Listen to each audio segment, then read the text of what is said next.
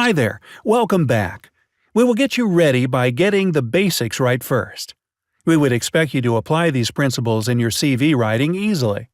Please do not underestimate this, because among over 100,000 CVs we have received and reviewed in the past, believe it or not, only less than half of them can get these basics right.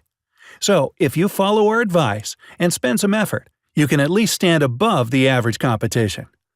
The first principle we want to highlight is being complete. We bet you don't want to miss important information in your CV. Also, it is helpful if your CV can follow the local practice in the Netherlands and contain what companies here want to see. So, let's see which CV components are mandatory and which are optional. First, a CV is supposed to include necessary personal information, such as your name, address, and contact details. Most Dutch job applicants do disclose their full address on their CV. If you feel hesitant, at least you can put your street name, postcode, and city there. This piece of information can allow your future employer to tell the commuting cost and time if you are hired. Also, we are often asked whether items like nationality, age, birthday, marital status should be written on the CV. There are going to be different answers to these kinds of questions. According to our experience, they are all optional information. The most important criteria here is whether doing so could create additional value to your CV. For example, if you apply for a Spanish-speaking position and you are from Spain, why not put your nationality in your personal information? However, if you are uncertain about the value of such personal information or think some of them might cause unnecessary bias or discrimination, you better not include them on your CV.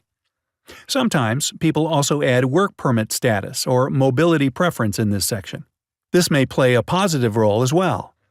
For instance, if you are from non-EU countries and eligible to work in the Netherlands without any restriction, you can definitely mention this because employers would want to know they do not need to sponsor your work permit in order to hire you.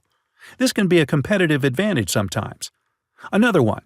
If you live in Maastricht and apply for a job in Amsterdam, it would be helpful to indicate that you are willing to relocate. What about putting your profile photo on the CV? This is quite different depending on countries. In UK and US, this is less common. In Germany, most CVs are with photos. What about the Netherlands? Again, this is optional. We need to go back to the rule mentioned earlier. Does this add value to your CV? If you apply for a technical or analytical position, a photo would be less relevant and sometimes even distract people. If you apply for a sales or business development role, a nice-looking photo can create positive first impression to recruiters. One thing is for sure. If you decide to put your photo on your CV, it has to look professional and show the best side of you. The next section we want to include is personal summary, or sometimes called personal highlights. This is optional in the Netherlands, but this can be a good opportunity to highlight in a sentence or two what you hope to achieve in your next position and what you feel you can offer an employer. In marketing terms, this is the place for your USP, or unique selling points. Sometimes you can use the format of a bulleted list to summarize your skills and experience that are relevant to the role, such as software you have worked on or international trading experience you have. Since the readers of your CV may not have more than a few seconds to spend scanning applications, having the personal summary section can capture their attention by making it immediately clear what you can offer. Two key things here: keep it short and keep it tangible. A personal summary like this does not add any value to your CV because it is too general. You should have focus, only include relevant statements, as well as use concrete evidence and figures to support your personal highlights. After this, we move to three key components of CV. The first one is relevant experience. This is your work history and includes paid work and any relevant volunteer or work experience placements. Work backwards from your most recent job and don't leave any gaps. This could lead potential employers to suspect the worst. If you took a year out, went for a maternity leave, or traveled for 6 months, say so. It could be useful to treat it in the same way as a job, indicating what you accomplished and learned in this time.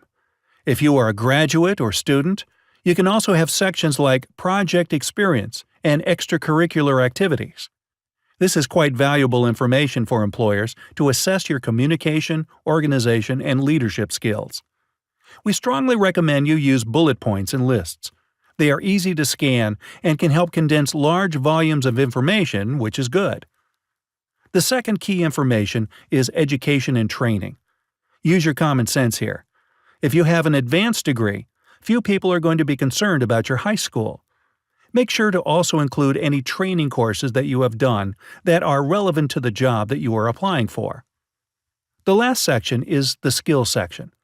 This includes languages, PC skills, and other skills you think are relevant to the position.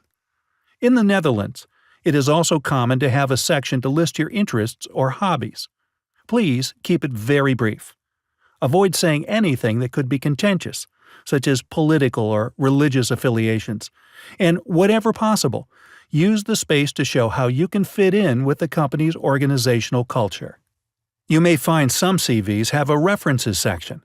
It is not appropriate to include the details of your references within your CV. You should assume that references will be required should you be successful in the interview, and you can provide them at that point. Of course, you can add the sentence, "References are available on request" as well, though it is not mandatory. Let's recap, and at the same time, think about the orders of these components. In general, you can follow the rule that sections should be ordered based on their importance. Normally speaking, personal information is at the top. You may or may not include personal summary afterwards. Then it goes to education and relevant experience. For graduates, education can be first to show. For experienced professionals, work experience is more important. You can include skills and hobbies at the end of CVs.